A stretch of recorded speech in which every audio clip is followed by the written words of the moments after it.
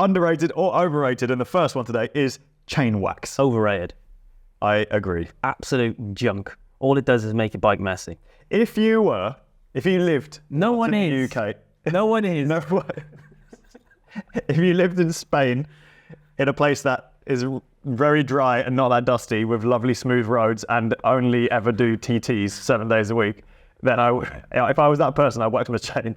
If not, it's just not worth it, is it? Even definitely wax on the chain out of a pot, nah.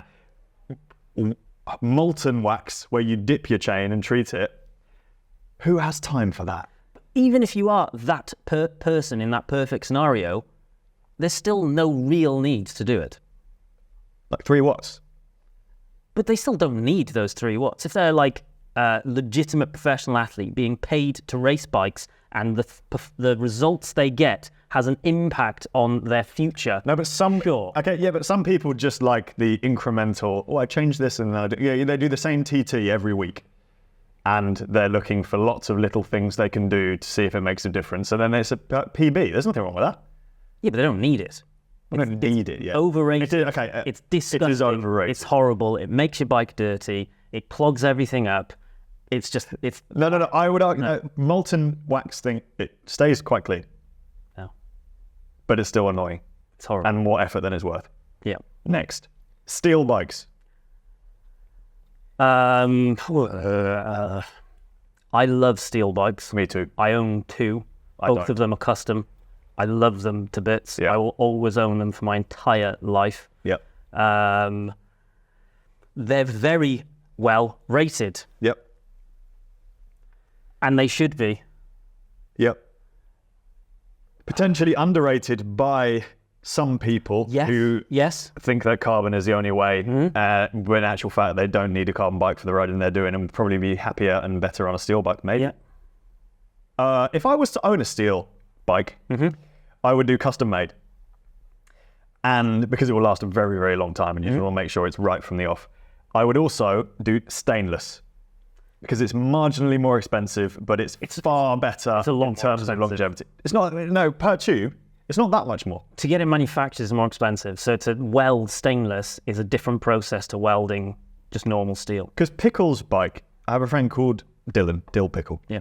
And we did a video on his custom quirk, and it was a few £100 more for Rob to do him a stainless steel bike. And that was a really good usage of the stainless steel, because even if you, living here, it would still last a long time. It stops it from rusting on the inside, even if it's painted. It lasts longer before it starts to rust. Great. He lives and works on a boat. And when he is back in the UK to see his family, they're on the coast. So salt is a big problem. And therefore, if he had a regular steel bike, it would accelerate that process even more. And so it's just steel. It's cool. 2 things on that. I would probably hazard a guess then that Rob's normal steel bikes are quite expensive in the first place for the stainless to only be a couple of £100 more. Typically, it's like £1,000 more for stainless versus non-stainless. Right. Okay. So like both of my custom bikes, one of which is about 10 years old now. The other one is a couple of months old. For a full steel frame set, painted, finished, ready to be built, is like under £2,000. Yeah. You are right that stainless definitely, excuse me, you are right that stainless definitely lasts longer than non-stainless steel. However, if the paint is good and you treat the inside and you look after your bike, it's still going to last a long time. Like my original steel bike, if you look inside it, it looks rust to fuck. But it's solid. It's still perfect. And arguably, if one of the tubes is knackered, you can just get it cut out and put a new one in. Cool. Shaved legs. Overrated. Underrated. What? If you have hairy legs, your bib shorts and socks move around everywhere and you end up with super short shorts if you wear Lycra shorts. Well, that doesn't make them underrated. Why? Well, because there's benefits you didn't even realise and didn't consider. Well, no, I do know that. Yeah, exactly. Like them. Otherwise, you're hairy right now. Yeah. Your shorts end up like little hot pants. Well, they don't. You've seen them. They will rise a little bit more than if I didn't. If I did have shit. Annoying. Plus, and then if you are wearing leg warmers, they don't stay on properly. They do. Because they don't stick. They don't. They do. They don't. They do. They don't. You're not putting them on properly. I can show you. No, I'm putting them on right. You know. I know how to put on leg warmers. Shaved legs is absolutely pointless. It's unnecessary. It's elitist, and it tells people that to look like a road cyclist, you have to shave your legs. And that is definitely something that... It's the only reason I ever shaved my legs. It does. The only reason I ever shaved my legs is because that's what you have to do to fit in like the road cycling space. I would hope that now it's not quite like that, because there's a lot more of accessible communities in road cycling, whereas like when I started riding bikes, it was like the club space. This is what you do. If you turned up at a crit, that really has changed. Yeah, really I think it has. changed. I think it But has. I've been out of that for a long time, Yeah. and enjoyed my time out of it. And I was always riding with one or two people. Like I remember Pete being in. We were elite bike racers at the time. I was with Pete Hawkins. He was raced for Sigma Sports, and he lives in Newcastle now. Top guy, been in my videos lots. And we were in Calpe for our yearly training camp, where we go and do 2 or 3 weeks in the sun in winter. And he'd always have hairy legs. It's just a fuck you to I love all those people. Yeah, it's great. That's what he wants. He is like no rules mantra to a T. He won't mind me saying this. The other day we were at the pub. No shoes. He just doesn't care. Admittedly, he'd been to yoga just before, but no shoes. Bearing in mind as well, Don't give a fuck. Pete is probably the most elite cyclist we actually know, because he's legitimately represented Ireland in the Commonwealth Games. In terms of Commonwealth Games, breakaway in the Tour of Britain, in terms of like people who I consider close friends, he's got the furthest in the sport, for sure. And is a brilliant example of not being an elitist. He does exactly what he wants, which is great. So I would say, my opinion is that shave him if you want to, don't shave him if you don't want to. But there are benefits, and the main benefit, the reason I continue to shave my legs is the leg warmers slipping down and shorts riding up. That's just annoying me. The only one that I will accept is my legs tan better when they're shaved. You do need vitamin D. You do. Especially when you live in the northeast. You do. But all you can get. All of the traditional reasons for shaving your legs are a load of bullshit to normal people. Overrated. Mm-hmm. Next one is titanium bikes.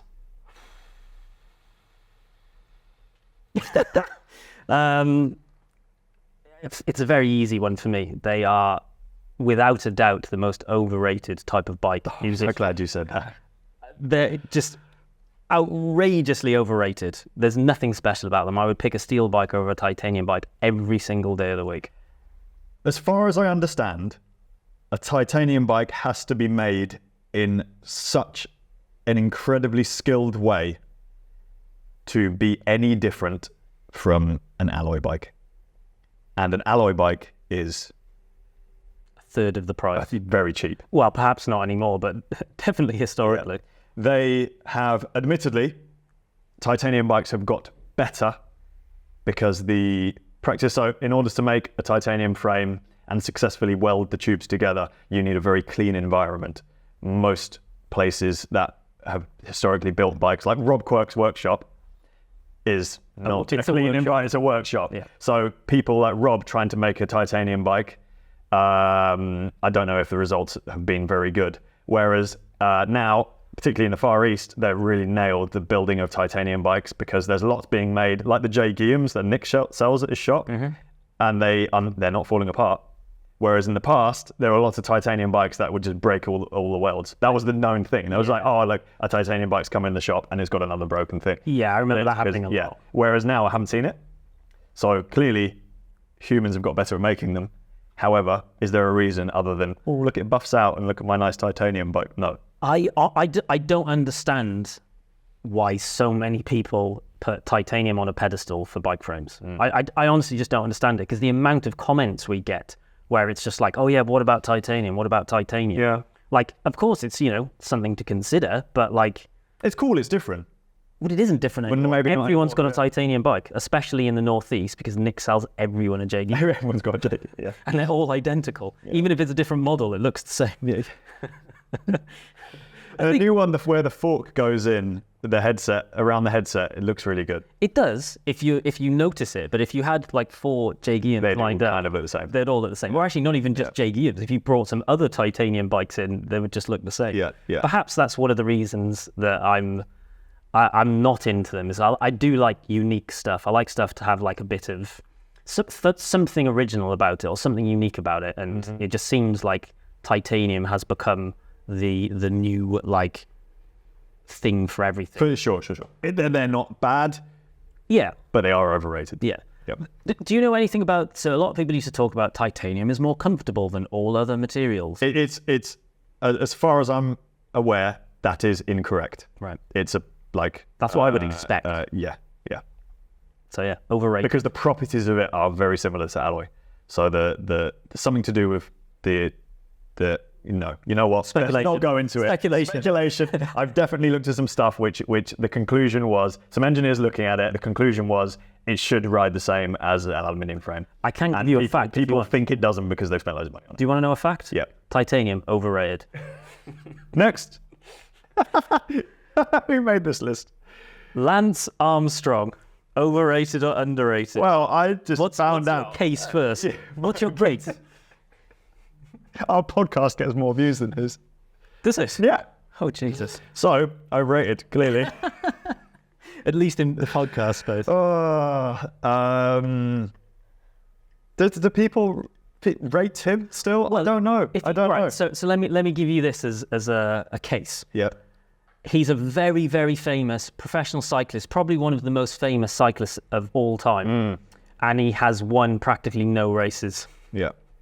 If you look at his official record, right. there is 0 wins. He's never won the Tour de France. He's never won the... Well, I don't actually know. He might have won the Giro, but he might have a couple of wins. He's done well for himself, considering he's got no Palmares. He's a fantastic marketer.